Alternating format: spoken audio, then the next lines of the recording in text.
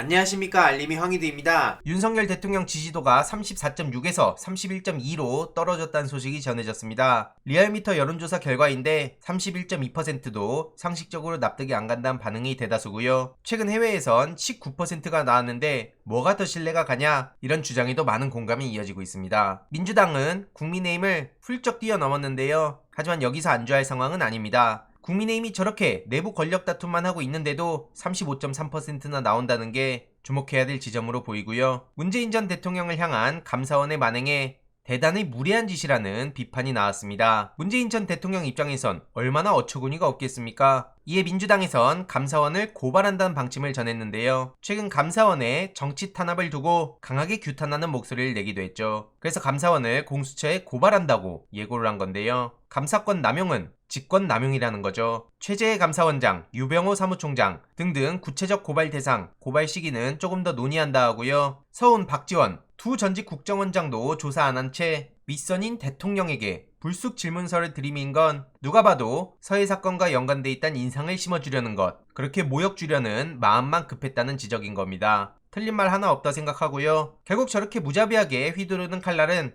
윤석열 본인의 발등에 꽂힐 거라고도 경고했습니다. 그래서 정부의 정치 탄압에 대한 범국민적 저항운동을 제안한다는 건데요. 어제 국군의 날 행사 논란을 두고 탁현민 전 비서관도 강하게 비판했습니다. 조금만 신경 썼으면 되었을 실수라는 건데 문제는 그걸 인정하지 않고 오히려 이를 계속 키우고 있다 이거죠. 네티즌들의 반응을 보더라도 외교도 못한다, 사과도 못한다, 아나바다도 모른다 등등 온갖 망언들이 최근에 쏟아지고 있다고 비판하며 무능, 무책임의 끝판왕이란 지적이 나오고 있습니다. 결국 한치 혀에 나라가 흔들린다, 이게 가장 심각한 대목인데요. 대통령 개인이 거친 언어 습관 쓰고 망언 내뱉고 위기 모면용 거짓말하고 그 모든 걸 혼자 감당한다면 이렇게까지 걱정이 안 됩니다. 하지만 대한민국 나라 전체가 흔들리는 게 심각한 거고요. 최근 김건희 논문 심사위원 5명이 동일인이란 필적 감정 결과가 나오지 않았습니까? 근데 이에 대해서 대통령실에선 문제없다는 반응을 보이고 있어 이에 대해서도 많은 지적이 나오고 있습니다. 게다가 예산 논란까지 또 터졌는데요. 지금 용산 이전에 따른 추가 비용이 계속 늘어나고 있는데 대통령실 내 직장 어린이집 이전 예산은 편성 안 했다는 겁니다. 언플은 실컷 하더니 정작 대통령실 직원들의 양육사정조차 제대로 안 챙겼다는 지적이 나오고 있고요. 권칠승 의원의 질문에 대한 대통령실의 답변서 일부도 공개됐죠. 기존 청와대 무궁화 어린이집을 이전 안 해서 관련 예상은 편성 안 됐다는 겁니다. 그래서 응급처방으로 직원 자녀들을 용산 국방부 직장 어린이집에서 수용하도록 했는데 여기엔 법 위반 소지가 제기되고 있습니다. 정말 이를 계속해서 알아서 키우고 있는 걸로 보이는데요. 입만 열면 거짓말이다. 늘 거짓말을 해왔는데 그걸 믿는 게 애초에 아니었다. 정말 쌍욕 나온다. 이런 반응들이 압도적이고요.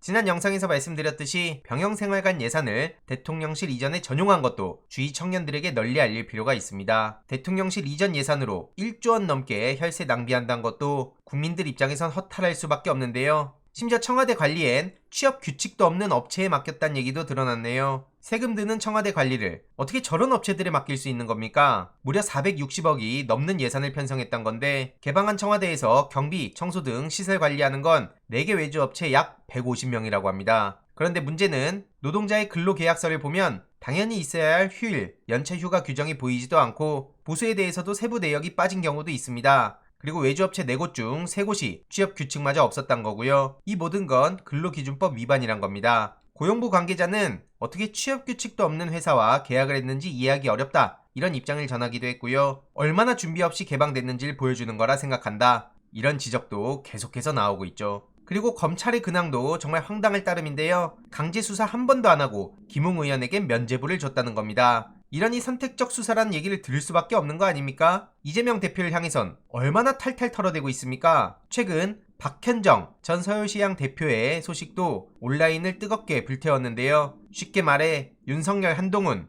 당시 그들이 억지 기소해서 무죄까지 3년을 고생했단 겁니다. 그 과정에서 검찰의 권력을 몸소 느꼈단 거고요. 저런 인간이 정의와 공정, 상식을 말하고 있는 그 뻔뻔함에 가증스럽다는 입장을 전한 겁니다. 정말 어마어마하다는 생각밖에 안 들죠. 최근 국민의힘 대응을 보더라도 용산 푸시 때문이란 말도 있지만 어쨌든 전 세계적으로 망신을 당하고 있는 데다 오늘 일본 기자도 기자로서 무섭다는 입장까지 전했습니다. 라디오에 출연해서 윤석열 정부와 국민의힘을 조목조목 비판한 건데요. 최근 정청래 최고위원은 윤석열 대통령이 외교 성과도 없이 욕만 하니까 국민이 쪽팔린 거다고 뼈를 때렸습니다. 고민정 최고위원 또한 국민의힘 의원들을 향해 자존심도 없냐? 이렇게 꼬집었고요. 결국 저렇게 황당한 행보를 보이니 국민의힘도 지지율이 급락했다는 소식이 전해질 수밖에 없는 거죠. 특히 중도와 무당층의 이탈이 두드러진 것도 주목할 지점이고요. 보수 성향이 강한 TK에서도 국민의힘은 하락하고 민주당은 상승하고, 이를 보더라도 현 정부 여당이 얼마나 형편없는 대응을 하고 있는지 쉽게 알 수 있는 거죠. 오죽하면 당 내에서도 이대로면 총선 때 수도권 어렵다, 그러면서 긴장하는 분위기가 전해지고 있는데요. 어쨌든 국회의원들은 대통령을 떠나서 본인들 다음 배지다는 게 가장 중요한 사람들 아니겠습니까? 그러니 국민의힘 간판을 달고 출마해야 하는지도 고민해야 하는 상황이 올 수 있다, 이런 얘기까지 나오는 거고요. 내부에서도 알아서 더 큰 싸움이 커질 수밖에 없는 게 지금 현실이라고 봅니다. 결국 거기 안에도 민생이란 건 찾아볼 수가 없죠. 이에 대해서 추가적인 소식 계속 전해드리도록 하겠습니다. 이번 내용도 유익했다면 구독, 좋아요, 알림 설정,